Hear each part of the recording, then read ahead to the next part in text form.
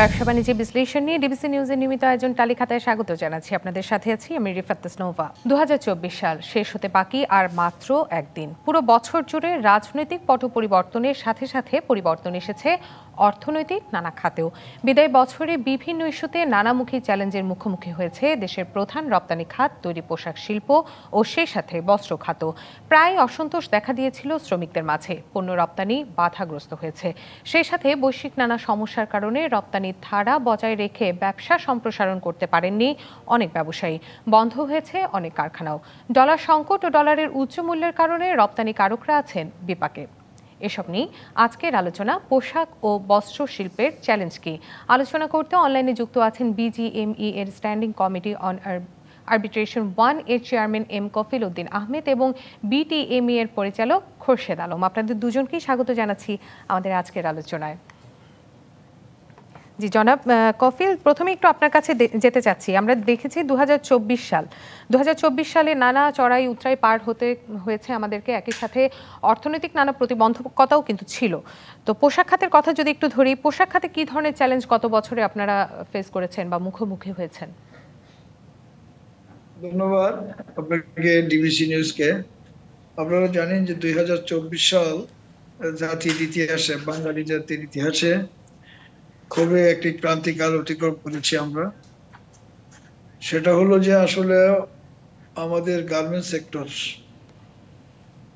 আমাদের এই যে বৈষম্য বিরোধী ছাত্র জনতার আন্দোলন, তারপরে হলো আমাদের আশুলিয়া সবার এলাকায় আমাদের শ্রমিকদের অসন্তোষ সহ এবং বায়ার সহ সারা গ্লোবালি, বাংলাদেশের না সারা ওয়ার্ল্ডের ভিতরে আমরা জানি যে আসলে আফটার কোভিড আমরা সোজা হয়ে কখনই দাঁড়াতে পারি নাই। একের পরে কোভিডের পর হলো ইউক্রেন, রাশিয়া, তারপরে আসলো আমাদের দেশের অবস্থা, তারপরে আসলো শ্রমিক অসন্তোষ সহ 2024 সালের শেষ দিনে আজকে আপনাদের মধ্যে জানাতে চাচ্ছি যে বাঙালি জাতির ইতিহাসের সবচেয়ে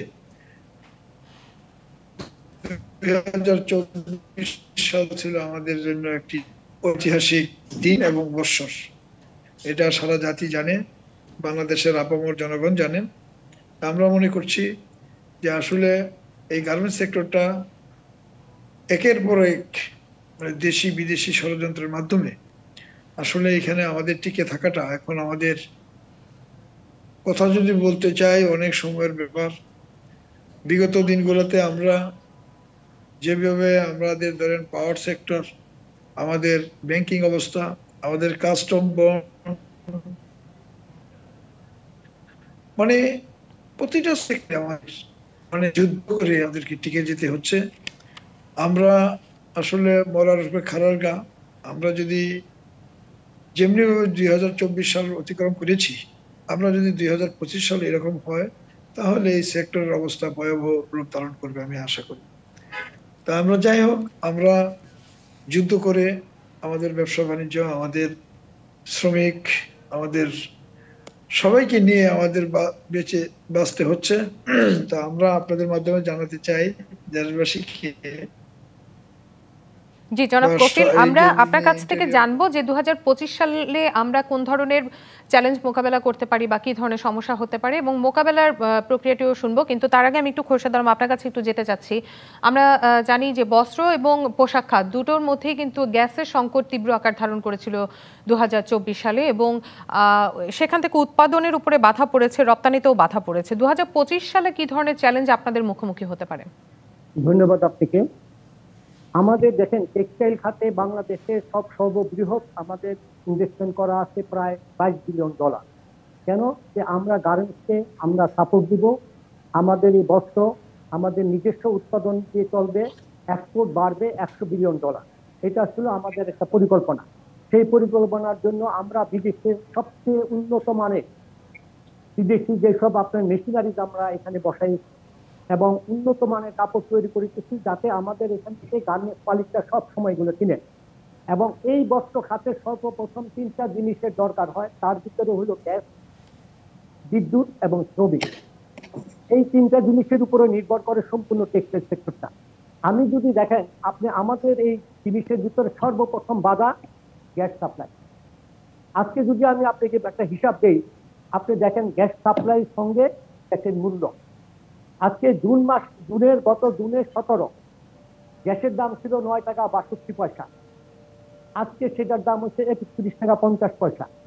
9 টাকা থেকে 31 টাকা 50 পয়সা চলে গেছে। এখানে আমাদের কস্টিং এ কোনো রকমের হিসাব আমরা পাচ্ছি না, এরকম ভাবে দাম বাড়ছে। দ্বিতীয়ত হলো নিরবিচ্ছিন্ন কোনো গ্যাস বা বিদ্যুৎ নাই। গ্যাস বলতে আমাদের এখন মিলগুলা বর্তমানে ধরেন বিগত 6 মাসের কথা যদি বলি, 40% প্রোডাকশনে আছে, 60% বন্ধ। তার আগে ছিল 50%।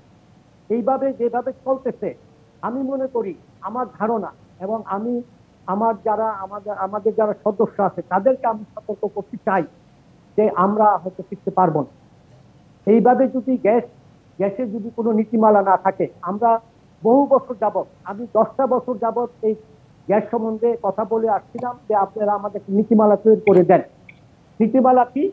আপনি আমাদেরকে গ্যাস, আমাদের ফ্যাক্টরির জন্য আপনি কতদিন আমাকে গ্যাসটা দিবেন এবং কি পরিমাণে দিবেন, কত মূল্য নিবেন। সারা বিশ্বে আপনি যে দেখেন যেসব জায়গায় শিল্প হচ্ছে, প্রত্যেকটা দেশের একটা নীতি আছে। তারা বলে দিচ্ছে যে আপনাকে আমি এত বছরের জন্য গ্যাস দিব এবং এই মূল্যে দিব। কিন্তু আমাদের এখানে কোনো নীতিমালা নাই, যে কোনো সময় নির্বাহী আদেশে মূল্য বৃদ্ধি করা হচ্ছে। গত ইয়েতে 16 টাকা ছিল, 16 টাকা থেকে 31 টাকা 50 করে নিয়ে আসলো আপনার এই 22 সনের থেকে। এখন এইভাবে এই টেক্সটাইল মিল চলতে পারবে না। টেক্সটাইল মিল চলতে হইলে টেক্সটাইল মিলের জন্য বিদ্যুৎ এবং আপনার গ্যাস, এই দুটাকে সরবরাহ করতে হবে নিরবিচ্ছিন্ন ভাবে। দ্বিতীয় হইলো যে আমাদের কিছু আছে, হয়তো আমার ভাই আমার সামনে আছেন, তিনি হয়তো মনে কষ্ট পাবেন, কিন্তু আমাকে বলতে হবে, যেহেতু আমরা এখন আছি আপনার আইসিইউতে, লাইফ সাপোর্টে আছি। কারণ হইছে কিছু কিছু অসৎ 2-4 জন ব্যবসায়ী আছেন যারা বন্ডের মাল বিক্রি করে আমাদের এই শিল্পকে নষ্ট করে দিচ্ছেন। কাপড়গুলো চলে আসতেছে, বন্ডের কাপড় ইসলামপুর বিভিন্ন জায়গায় সুতা আসতেছে, বন্ডের সুতা। আমাদের এই মিলগুলো ধ্বংস হয়ে যাচ্ছে। আমরা বলতেছি, কিন্তু সবাই না, কিছু কিছু আছে, এগুলো এমকে বলা আছে। কিছুদিন আগে আমাদের কাছে সম্পূর্ণ তথ্য আছে, আমরা আলোচনা করেছি, কিন্তু আমরা কোনো প্রতিকার পাচ্ছি না। তো আমাদেরকে 3-4টা জিনিস লাগবে, না হলে এই টেক্সটাইল মিল বন্ধ হয়ে যাবে। টেক্সটাইল মিল বন্ধ হওয়া মানে আমাদের এই $22 বিলিয়ন ইনভেস্টমেন্ট, তার ভিতরে 17 থেকে 18 বিলিয়ন ডলার ব্যাংকে। এই ব্যাংকের টাকা আমরা দিতে পারবো না। দ্বিতীয়ত হলো, আপনি দেখেন আমরা যেসব মেশিনারি ইনপুট করার জন্য ডলারে দিয়েছিলাম 2 বছর আগে, এটা আমরা 3 বছর 4 বছরে পেমেন্ট করব, তখন ডলারের দাম ছিল ধরেন 100 টাকা, 95 টাকা। সেই ডলার আমাকে এখন পেমেন্ট করতে হচ্ছে কত? 125 টাকায়। আমার কিন্তু 25 থেকে 30% আমার কি বলে প্রজেক্ট ভ্যালু বেড়ে গেছে। এখন আপনার ইন্টারেস্ট দেখেন, যেখানে 8% ছিল আজকে 14% আছে, 15% আছে। তো এটা কি কোনো লক্ষণ হয়? আমরা বুঝতে পারি না যে আমরা সারা বিশ্বে দেখি প্রত্যেকটা দেশের একটা নীতি থাকে আপনার শিল্পের জন্য। আমার টেক্সটাইল গুলো না, যে কোনো শিল্প, এই শিল্পগুলোকে বাঁচানোর জন্য আমাদের যে জিনিসগুলো করার দরকার, এটার পিছনে আমরা কোনো রকমের পরিকল্পনা কোথায় থেকে পাচ্ছি না। আপনাকে যেগুলো বললাম, গ্যাস বললাম, বিদ্যুৎ বললাম, তারপরে আমাদের দেখেন সীমান্ত দিয়ে বিভিন্ন ভাবে ট্রাকের নিচে পাথরের ট্রাক, আমরা দেখি উপরে পাথর, নিচে কাপড়। এসব কি হচ্ছে? আমরা তো এবার বাঁচতে পারবো না। একটা দেশকে বাঁচাতে হলে এগুলা আমাদের যারা আছে, বিজিবি বা আপনার কি বলে কোস্টগার্ড, এগুলাকে রাস্তাঘাটে, এগুলা ট্রাকগুলাকে, বালি ট্রাকের নিচে কাপড়, পাথরের ট্রাকের নিচে কাপড়, লক্ষ লক্ষ কোটি কোটি টাকার কাপড় আসছে, এবং এগুলা ধরার কোনো কিছু নেই। আপনি দেখেন 15 দিন আগে নারায়ণগঞ্জে সে অবৈধ কাপড় ঢাকা ঢুকছিল, একটা লরির ভিতরে সেখানে 16 কোটি টাকার কাপড় পাওয়া গেছে। তো এইভাবে যে কাপড়গুলো আসতেছে, এগুলোর উদ্দেশ্য কি? এগুলোর উদ্দেশ্য হলো যে আমাদের এই বিটিএম এর আন্ডারে যেসব মিলগুলো আছে, এই মিলগুলো যাতে ধ্বংস হয়ে যায়, বসে যায়। জি জি, আমরা শুনছিলাম আপনি বস্ত্র খাতে যে সমস্যাগুলোর কথা তুলে ধরেছেন, সেগুলোর মধ্যে অন্যতম ছিল ডলারের উচ্চ মূল্য, ডলারের দাম বৃদ্ধি পাওয়া এবং একই সাথে গ্যাস সংকট। আমরা আরো শুনবো আপনাদের কাছ থেকে, কিন্তু তার আগে নিয়ে নিব ছোট্ট একটি বিরতি। নিচ্ছে ব্যবসা বাণিজ্য বিশ্লেষণী ডিবিসি নিউজের নিয়মিত আয়োজন টালিখাতায়, সঙ্গে থাকুন। আবারও স্বাগত জানাচ্ছি ব্যবসা বাণিজ্যের বিশ্লেষণী ডিবিসি নিউজের নিয়মিত আয়োজন টালিখাতায়। আজ আমাদের আলোচনার বিষয় পোশাক ও বস্ত্র শিল্পের চ্যালেঞ্জ কি। আলোচনা করতে আমাদের সঙ্গে দুজন অতিথি যুক্ত আছেন এবং এই পর্যায়ে আমি একটু জনাব কফিল আপনার কাছে একটু চলে যেতে চাই। পোশাক খাতে যে অস্থিরতা আমরা বরাবর শুনে আসছি গত বছর অর্থাৎ বিগত বছর এই বছরে যে এই পোশাক খাতে অস্থিরতাটা ছিল, বিশেষ করে শ্রমিক অসন্তোষ, এর জেরে বন্ধ হয়ে গেছে অনেক কারখানা। বন্ধ কারখানাগুলোকে কিভাবে আবার চালু করা যায় বা এই কারখানাগুলোর ভবিষ্যৎ কি?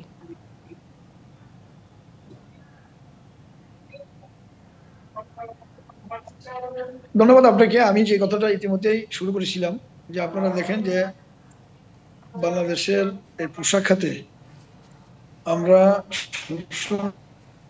যারা আমরা ছোট বড় মাঝারি আমাদের যে শিল্প বা গার্মেন্টস ফ্যাক্টরি গুলো আছে, আমরা সবসময় কিন্তু একটা বয়োবৃদ্ধিতে আমরা দিন কাটাই।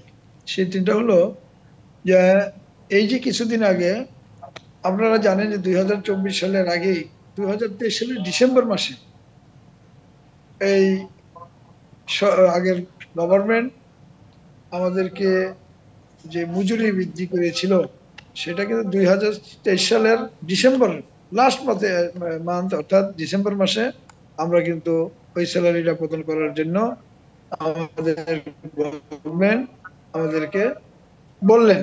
তারপর 2023 সালের পরে আমরা 2024 সালে জুন জুলাই মাসে এসে আগস্ট মাসে যেই আমাদের যে এই বৈষম্য বিরোধী ছাত্র জনতার আন্দোলনের যে গভর্নমেন্ট চলে গেল, এরপর পরেই আপনারা জানেন যে আমাদের এই তৈরি পোশাক খাতে সারা বাংলাদেশের ভিতরে আশুলিয়া, সাভার, গাজীপুরে একটা দেশে বিদেশে একটা আন্তর্জাতিক ষড়যন্ত্রের মাধ্যমে এই পোশাক শিল্পকে অস্থিরতা করার জন্য তারা যেমনি ভাবে এই শ্রমিক নেতৃবৃন্দ সহ আমাদেরকে যেভাবে এক কথা বলা চলে যে আমরা খুব অত্যাচার, জুলুম, নির্যাতনে আছি। আগে শুনতাম যে জুলুম নির্যাতন করে মানে মানুষদের একভাবে, আর আমাদেরকে যারা এই গার্মেন্টস ফ্যাক্টরিতে আমরা যারা আছি, গার্মেন্টস ফ্যাক্টরির মালিক যারা আমরা আছি, আমরা এত বড় নির্যাতিত, এত বড় অত্যাচারিত, এটা আসলে আমাদের কোনো ভাষা নাই। যে আমরা এদেরকে যখনই আমরা দেখেন ছোট একটা বড় ইস্যু না, একটা টিফিন বিল, এইটা নিয়েও আমাদের ফ্যাক্টরিতে মারামারি কাটাকাটি, এটাও আমাদের জন্য এই মালিকদের উপরে আমাদের শেষ রক্ষা হয় নাই। আপনারা জানেন যে এই যে গত 1 মাস আগে কালিয়াকুরে এক ফ্যাক্টরি, আপনারা জানেন যে বাংলাদেশের ইতিহাসে যেমনি ভাবে একজন মালিককে শ্রমিকরা মানে অপমান অপদস্থ, শুধু অপমান অপদস্থ করে ক্ষান্ত না, তারা তাকে ফিজিক্যালি মারধর করে তাকে এই শ্রমিকরা তাকে কিন্তু হসপিটালে পাঠানো হয়েছে। এটা সারা জাতি জানে, সারা পৃথিবীতে জানে। জনাব কফিল, আমরা শুনেছি এই খবরগুলো, কিন্তু আপনার কাছে একটু জানতে চাচ্ছি এই যে অস্থিরতা, এর টেকসই সমাধান কি? আমরা সমাধানের জন্য ধরেন আমরা ইতিমধ্যে আমাদের বিজিবির আমাদের নেতৃবৃন্দ, আমাদের শ্রমিক নেতৃবৃন্দের মাধ্যমে আমরা যে প্রবলেমগুলো ছিল ইতিমধ্যে আমরা প্রবলেমগুলো আমরা সলভ করার চেষ্টা করেছি, এবং বর্তমান যারা ইন্টেরিয়র গভর্নমেন্ট আছেন তাদেরকে সাথে নিয়ে আমাদের বিজেপি নেতৃবৃন্দ, শ্রমিক নেতৃবৃন্দদেরকে নিয়ে যাতে এই ব্যবসাটা টিকে থাকতে পারে। বাংলাদেশের আসলে আপনারা জানেন যে প্রায় 85-86% আমরাই এই শিল্পের মালিকরা, ছোট বড় মালিকরা আমরা এনে থাকি। তবে আমরা আশাবাদী যে আমাদের যে বর্তমান যে অবস্থা, এই অবস্থায় যদি আমরা থাকতে পারি, তবু আমরা আশা করি 2025 সালে আমরা হয়তো ওই নুনান্তে পান্তা ফুরায় আমরা হয়তো বেঁচে যেতে পারি। আর যদি ধরেন এইখান থেকে আমরা বুঝতে পারছি যে আপনাদের আসলে 2025 কে ঘিরে অর্থাৎ পরবর্তী বছরকে ঘিরে অনেক প্রত্যাশা, কিন্তু জনাব খোরশেদ আলম, এ পর্যায়ে আপনার কাছে একটু জানতে চাচ্ছি, আপনি নীতি কাঠামোর কথা বলছিলেন, তো কাঠামোগত কি ধরনের সংস্কার আপনারা আশা করছেন? দেখেন, ধন্যবাদ আপনাকে। আমরা 3টা জায়গায় চাচ্ছি। নীতিমালা হলো যে সারা বিশ্বে আপনি যখন জ্বালানির ব্যাপারে গ্যাস আপনি আমাকে কতদিন দিবেন, কত মূল্য দিবেন, এটা একটা 5 বছর 7 বছরের জন্য একটা নীতিমালা থাকে।